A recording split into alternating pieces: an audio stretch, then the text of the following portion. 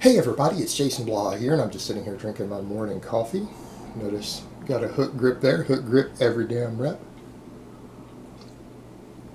Getting ready to eat breakfast, get my squat on. And, this isn't current events. I'm just going to flip this in right here for you guys. The reason that even though this is something in the community and it's some criticism, this is not current events. So we're going to do it for informative because this is based on an old video. And it's something I did before, and it's kind of one of the problems I'm having with stuff Jeff Cavalier teaches is that, yes, I know he coaches some professional athletes. I know he's a physical therapist and everything. But when it comes to things like the big three, he gives terrible advice. And I've watched him teach bad stuff on these lifts. I've seen him perform bad stuff on these lifts. Like watched him deadlift before, and the guy does touch and go reps. Yet he's a physical therapist. Every back injury I have ever seen in my life on the deadlift is from guys who do touch and go reps. But this kind of comes back to a point about the bench press. And this is something that bothers me because this is someone who works with athletes. That's supposed to be his bread and butter. And yet he's teaching things, and then you have high school athletes like this who are taking his advice, who are obviously still weak. They're not getting results. And the problem is he's teaching something that is going to make it impossible for them to get a scholarship or ever to go NFL. So, that's part of the problem here. You might have prospective athletes, and people say, well, not even 1% of high school football players are going to go pro. That's true. Not even 1% even have a chance. Less than 1% are ever going to make it to the combine. Only a tiny number of them even get scholarships. But here is the point. On the bench press, if you're going to play football, you are going to be tested on the full range of motion. Now, we can argue about the combine test, the techniques involved, and everything else. We can argue about the silliness of it sometimes with the bench press, or what we've seen with all the bouncing and everything else. But the fact of the matter is, most of these tests, and a lot of this will be carried over even for scholarships, they're going to test your bench press on the full range of motion. And it's going to be obviously usually for reps. They're going to test your full range of motion. You're going to have to touch the chest. You see where I'm going with this? You have someone who doesn't touch the chest because Jeff has basically said, and this is more or less what he said, well, if you can't learn to bench press correctly, you're better off not touching your chest. And he made a whole video on it some time back, and he's never corrected that or redacted. He didn't remove the video, and essentially telling people to not touch their chest. And I'm sorry, learning to bench press safely isn't difficult. Anyone with an IQ over about 70 can be taught to do so, right? I've seen people who are legitimately mentally handicapped who have big benches. And I mean who have legitimate diagnosable issues who can perform a big bench press correctly. So to imply that people can't be taught to bench press in a safe manner so he'd have them stop short of their chest is a problem because, number one, that causes injuries. The fastest way to eventually tear a pec or damage a rotator cuff on the bench press is to do partials in the air, right? To ever not come all the way down. And to practice doing that, that's again, you're shortening the muscles, you're causing problems with your range of motion that is eventually going to get you hurt because you're doing it in the incorrect bar path because you never learned to bench correctly. And what I mean by, what do you mean to teach people to do that? Where you touch the bar on your chest, that's it. That's 90% of the safety of learning how to bench correctly. Is simply learning how to rack and unrack it and where to touch your chest to have the least chance of damaging your shoulders. Because his concern is internal rotation of the shoulders. If you touch below the nipple, there is no internal rotation of the shoulders. It completely goes away. So in other words, he's essentially saying if you're not smart enough to not touch your upper chest, then you're going to have to do partial reps to avoid injuries, the internal rotation of the shoulder. But then athletes are going to be tested, particularly football players are going to be tested on their full range of motion. So if they never actually train it, they're going to get hurt when they're actually forced to test it. They're actually going to get injured. That's it. There's going to be a career-ending injury in the testing because they haven't developed the mobility and the correct bar path to actually bench press through a full range of motion. And you take someone like this poor guy was talking about, he's been following his advice for 2 years. Jeff's advice is going to take it over mine. About touching the chest, but then he's talking about when he went to doing 135, he couldn't struggled to move it off of his chest when he had to touch his chest.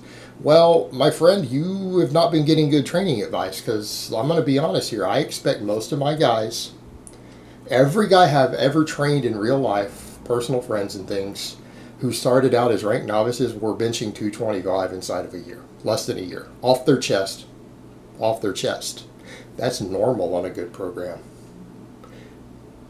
2 years and you're not doing that? All right, that's a problem. You're not getting good coaching advice. And the issue we ultimately have, that's what really bothers me, is that Jeff is even willing to entertain this concept, to tell people out there, athletes, that it's even an option not to touch your chest, is doing his audience a disservice. And any of these high school kids who are going to play something like football, and that's a big chunk of these guys apparently, listen to guys like him, that's it. Their chances of getting a scholarship is gone. You just ruined it. They have no future in football as a result of taking your advice, because you've taken an exercise that they will be training regularly, an exercise that their performance will be tested on, and you've taught them now that it's acceptable to do the exercise in a manner that will cause them to fail or get injured at the actual testing when they're going to be trying to get a scholarship or get drafted. But I mean, they'll never get to the draft at that point. It's not even a concern. They won't get the scholarship. You're destroying their chances of getting a scholarship simply because people aren't smart enough to be taught to lower the bar to their lower chest. They can't do it. So the other shouldn't even be an option, and that's the problem, is that he's willing to entertain an actual method that builds less strength, less muscle mass, and does have a high chance of injury in the long term, purely because he doesn't want to teach people how to bench press correctly.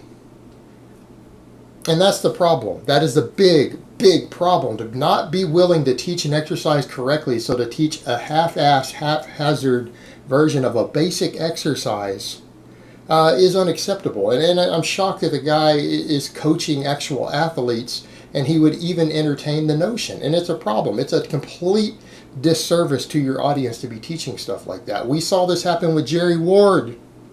Jerry Ward's partial presses all the time. The first time he got under a bench press, in a long time, from doing all this partial work, he tore both of his pecs trying to do a bench press. All right, that's exactly what happens from doing stuff like this. That is what happens. It's just not that difficult to teach people. And the downside to it is now he's running around with all these people who think it's acceptable to not touch their chest because he's talking about the internal rotation of the shoulder, and he's right. But why can't you just teach people where to touch the bar on their chest? It isn't that difficult. It shouldn't have even been an option. And some people are saying, well, he's just trying to keep people from getting hurt. Well, no, not really, because he's teaching a version that will eventually hurt you also. Unless he's teaching people to do it with boards or a carpet press or something so that they actually, if you can forcibly limit the range of motion without hitting something hard, it will eventually lead to a rotator cuff injury or a pec tear. To do it up high at the upper chest and to come partially down, you will eventually get hurt when you reach failure if a spotter doesn't grab the bar in time. You will eventually get hurt. And now you've created athletes who have less mobility. They don't have strength in part of the basic range of motion on exercise now, who actually now have a higher chance of getting hurt in general. You've created a complete lack of mobility in the upper body in your athletes by doing this. It shouldn't even be an option, and that's the point. You should never be making a video when you're a legitimate coach. So again, it makes me question, who in the hell is hiring this guy? That this is even an option. It's not. I don't know, and I guess, and I'm not trying to be a total dick here, because Jeff does give some good advice. I mean, there's things that I've learned from him, believe it or not, for certain exercises like pull-ups and things for injury prevention that he's dead right.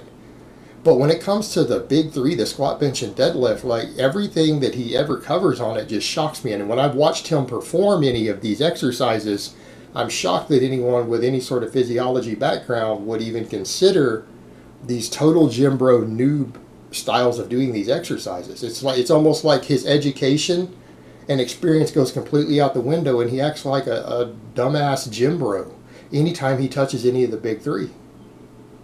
And it's just I cringe when anytime I see him perform any of them, or when he gives advice on them, because the advice is horrifically bad. It's not based on education or coaching or anything else. He literally sounds like the stupid gym bros, the meatheads at the gym. That's what he sounds like when he talks about the big three. It's like a lot of other exercises, all his physiology and sports therapy background and everything come out until we get to the squat, bench, and deadlift. And then everything is just completely stupid.